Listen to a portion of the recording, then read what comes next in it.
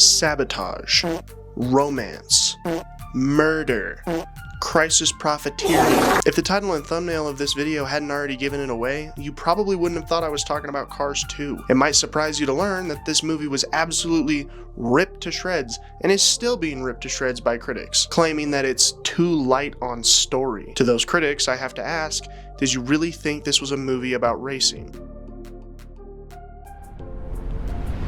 Let's begin with the largest oil reserve on the planet. The very same oil reserve that the best character in this entire movie, Finn McMissile, is currently invading in search of intel. Just moments prior, we learned that the cars working the rigs are in possession of a weapon unlike anything they've ever seen before. We know this because of another spy that had infiltrated the rigs and left a video transmission for Finn McMissile to find. While he was recording said video transmission, he was spotted and forced to run. I guess he couldn't run fast enough because shortly thereafter we see a cube of crushed metal and parts. If it wasn't for the fact that they were cars, this would be incredibly brutal. Finn McMissile fakes his death to the antagonists and escapes into the ocean. Okay, let's put a pin in that. Sir Miles Axelrod.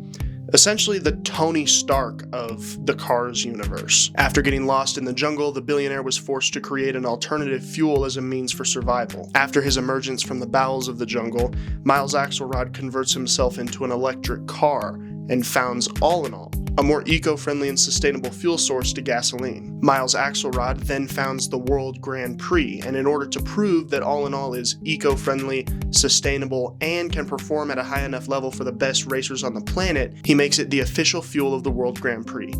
This essentially means that all of the racers were required to use it. Here's the problem. Cars are blowing their engines left and right during the races. Miles claims that All in All is safe again and again, but questions about Axelrod's integrity, as well as the integrity of All in All, quickly begin to emerge. An independent panel of scientists has determined that All in All is completely safe, okay? Safe. There it is. Now let's take a look at the far less interesting subplot.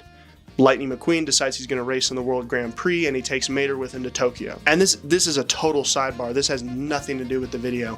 But they travel to Tokyo on like a giant Airbus, a plane, and someone can check my math on this if they want to, but just know I did the best I could with what I had. It's displayed for like a few seconds, and there's hardly any points of reference for this. But we can see here that there's about 4 cars for every 5 windows of the plane. There's roughly 56 windows on either side of the plane, and I'm guesstimating here, but there's probably 15 extra cars, including flight crew. No pilots, because the planes are also sentient and they can fly themselves. If we assume the average weight of a car on that plane is 4,100 pounds, that gives us an overall passenger weight of 430,500 pounds.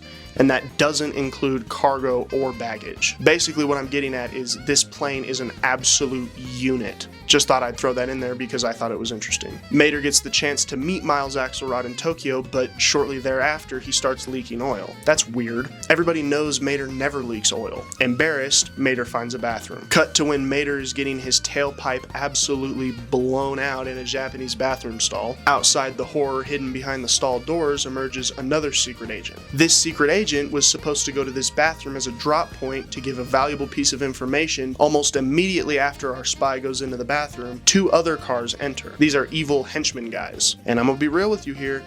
Our spy gets his shit rocked. Mater exits the stall, but as he's leaving, our spy attaches the device with the important information onto Mater. On this device sits a notoriously terrible engine bay surrounded by a number of expensive parts. Why is this interesting? That's for me to know and for you to find out. Our secret agent becomes a hostage of the cars that jumped him. They bring him to a secluded place, tie him down, and reveal that they've replaced all of his gasoline with All in All. Then they reveal a camera, except it's not actually a camera. This is the super weapon that we saw before on the oil rigs. It's disguised as a camera so that it won't be suspected during the World Grand Prix. Behind the lens, it's an electromagnetic energy emitter. And I can't vouch for the science of this, but it's a movie about talking cars, so I also don't really feel like I have to. When All in All is focused with the EMP laser, it expands, cracking the engine block, and if focused with enough energy, explodes. Another horrific death of a secret agent is vaguely displayed. Back at the races, cars are being blown up left and right, and if I was Lightning McQueen, I'd be shaking in my boots right now. But Fillmore says the fuel is safe, so Lightning McQueen seems to think he has absolutely nothing to worry about. Mater has like a spy subplot in this movie.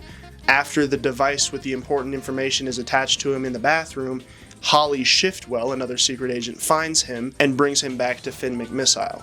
Now, half of Mater's subplot here, where he's like associating with the spies, he's telling them, hey, I'm not a spy, like for real, like guys, I'm seriously not a spy.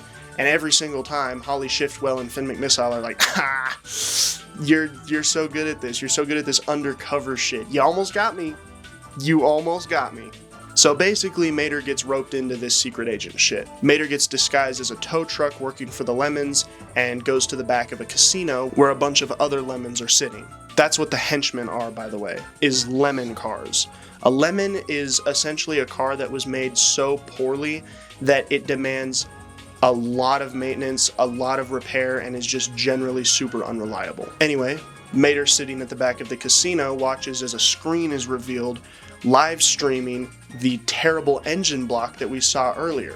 The guy with the trash motor and the disguised voice is essentially the big boss of the Lemons. Big Boss says that because the cars in the Grand Prix are exploding, the world is going to abandon All in All and return to fossil fuels. But why do the Lemons care about that? Well, because the Big Boss and presumably a number of other Lemon investors own that giant oil reserve that I was talking about in the beginning. And at last, a motive is revealed. Lemons are treated terribly, and by being in control of gas and oil, they can very easily become rich and respected. Let's skip to the end of the movie here. The Lemons try to assassinate Mater because he knows too much. After a chase scene, Mater goes to confront Miles Axelrod. The way that the Lemons attempted to assassinate Mater was basically to fasten a bomb to his engine block. And I guess because the bomb was fastened with rare bolts that were on display in the picture of the bad engine bay that we were talking about a second ago, Mater was able to somehow piece together that Miles Axelrod was the big boss. Far be it from me to explain how he did that, but that is the way that it happened. Mater claims that it was Miles leaking oil in Tokyo, poking holes in his electric car facade. Mater removes Axelrod's hood to reveal the very same engine from the picture. Scared to die, Axelrod uses his voice-triggered deactivation password for the bomb. Everyone lives happily ever after, and they return to Radiator Springs, whatever. But there is still a lingering question at hand. How did Lightning McQueen avoid getting blown up by the laser? Because the man in charge of McQueen's oil, Fillmore, never used All in All in the first place. That's my goat right there. That's my goat. Fillmore, a real ride or die. I can hear some of you saying, well, Hudson, that's a great synopsis of a fantastic movie called Cars 2,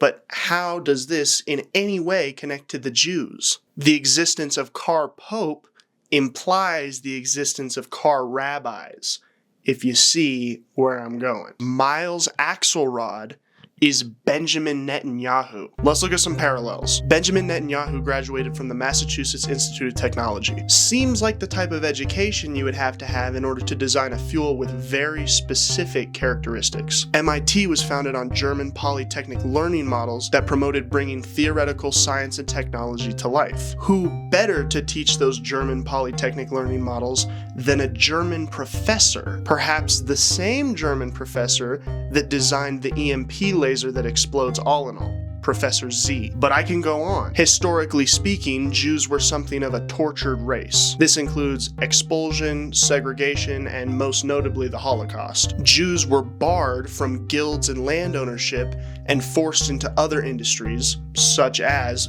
finance and oil. Much like the Lemons in Cars 2, they needed to find success elsewhere. Lemons can't perform the same tasks as other cars because of their inherent unreliable nature. Lemons are the inferior car when it comes to more high-profile positions dominated by cars with much less defects. They needed to find a different way to get power and wealth, and what better way to do it in a world of sentient cars than by controlling gas and oil. Now, Benjamin Netanyahu is the Prime Minister of Israel. He's a politician, and as a politician, it's his job to promote future solutions for modern problems, almost in the same way that Miles Axelrod does. Hello. He has publicly stated a full transition for Israel from fossil fuels to electric and other more sustainable energy sources. He claims that he wants to do this by 2050. Pretty weird considering Miles Axelrod claimed to attach solar panels to himself, making him electric. But that was a facade, right? Bingo. At the same time as claiming he wants to transition to renewable energy by 2050, Netanyahu approves a $35 billion 15-year contract to export fuel to Egypt. Where is he getting that kind of oil? None other than the Leviathan gas field. Located right off the coast of Israel, it's the biggest oil reserve in the Mediterranean. That's my theory. Far-fetched as it may be. Lastly, I just want to make a comment about the critics of Cars 2. I get that it might be hard to enjoy a spy movie about cars, especially after the release of movies like Ratatouille, WALL-E, Up. But why does every animated movie have to have a dead parent or some type of global tragedy in order for it to be considered a good movie? Why can't movies that are fun and awesome be good without the implication of something super tragic or super relatable? I wish production studios would work a little harder at making fun, cool movies again, because I haven't been excited to see an animated movie in ages. But anyway, that's the video. I hope you enjoyed, and remember not to look too deeply into this. I am not a conspiracy theorist. I will say the parallels are compelling to say the least, but it's meant to be funny above all else. This video in absolutely no way represents my political opinions on anything. This video is not a representation of me as a person. But either way, I hope you enjoyed, and as always, I appreciate your viewership. I will see you next time I decide to upload.